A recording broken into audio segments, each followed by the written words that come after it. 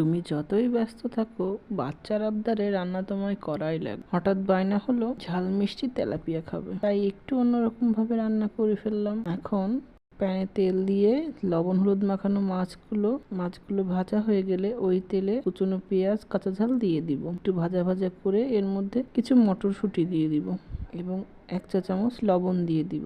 মটরশুঁটি কিন্তু খুবই উপকারী, এটা যে কোনো ভাবে বাচ্চাদের খাওয়ানো উচিত, তাই আমি এটা মাছ দিয়ে আজকে রান্না করে দেব। এখন সবগুলো একটু ভাজা ভাজা করে এর মধ্যে পেস্ট করা আদা রসুন 1 চা চামচ দিয়ে দিব। সবগুলো মশলা একটু ভাজা ভাজা হয়ে গেলে এর মধ্যে টমেটো পেস্ট দিয়ে, যেহেতু এটা ঝাল মিষ্টি তাই সামান্য একটু চিনি দিয়ে দিব। হলুদের গুঁড়া, জিরার গুঁড়া, ঝালের গুঁড়া দিয়ে কষিয়ে নিব।